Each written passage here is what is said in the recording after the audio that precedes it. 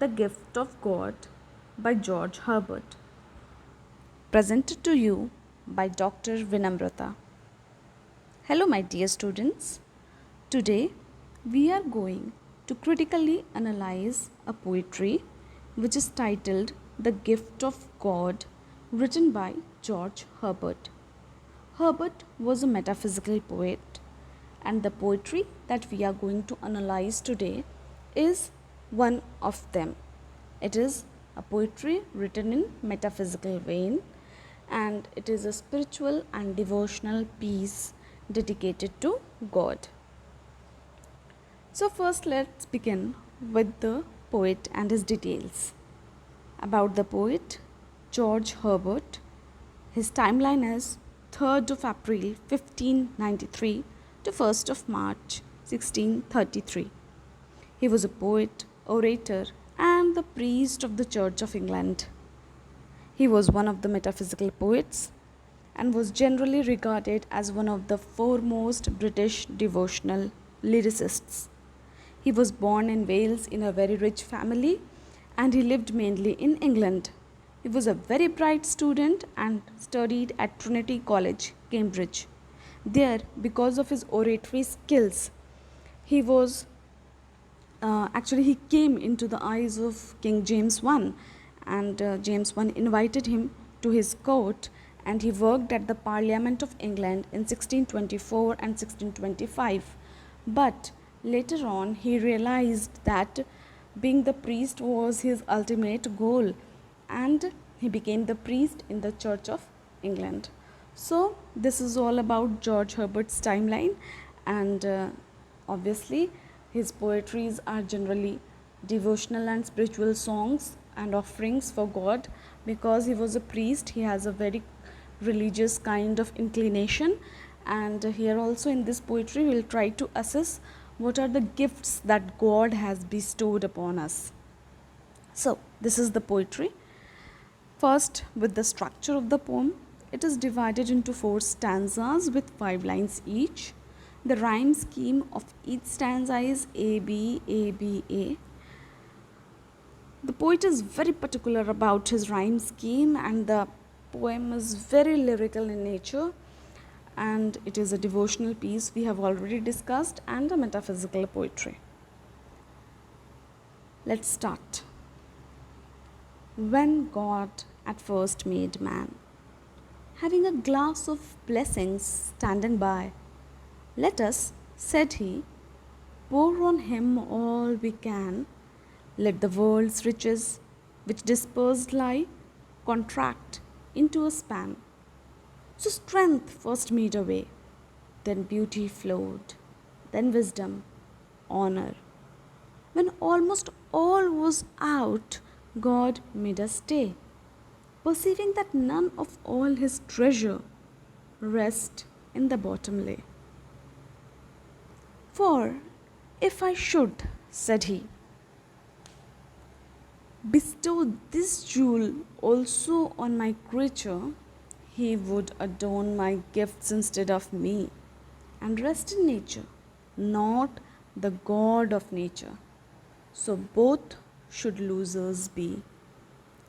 Yet let him keep the rest, but keep them with repining restlessness.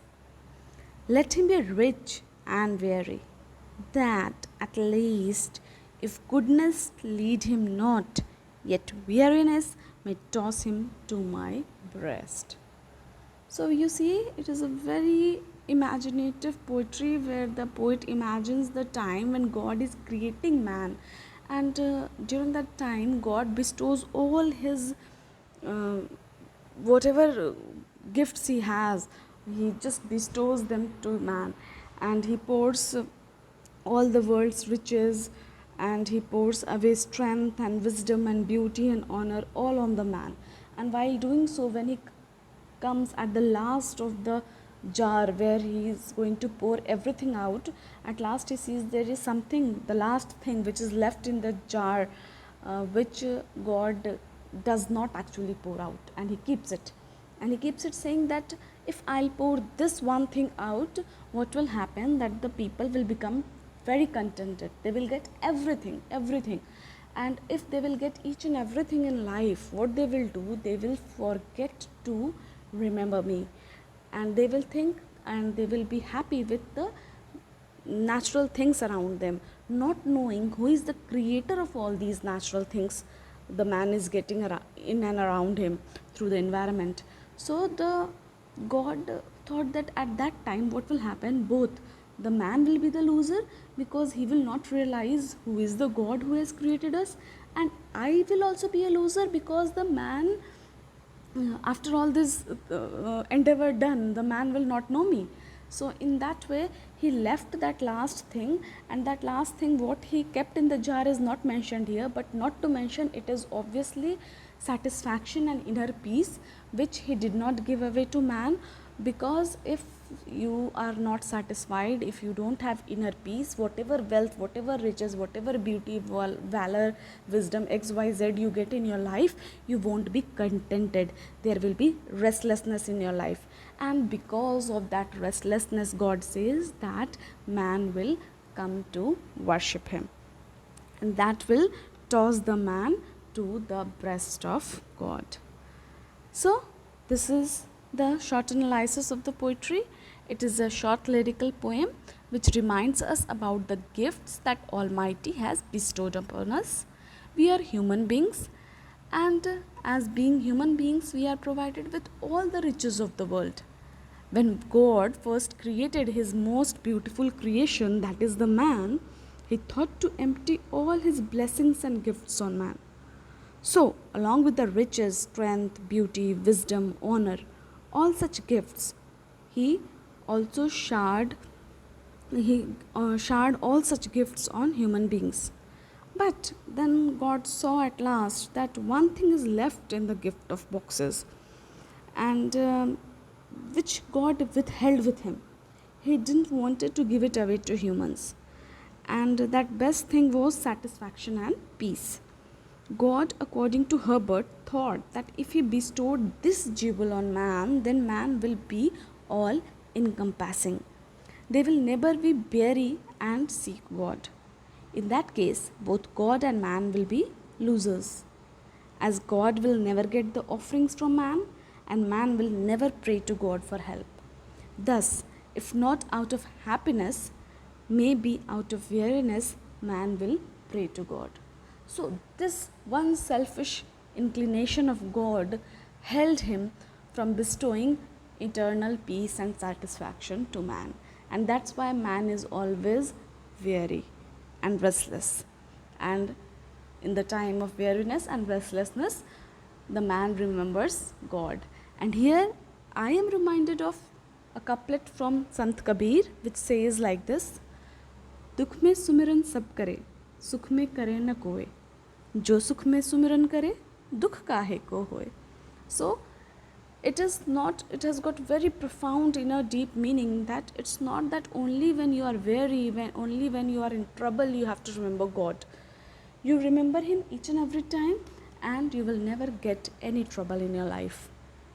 So that is the wisdom of the world. Actually, that is the wisdom which every man should keep in his mind before praying to God.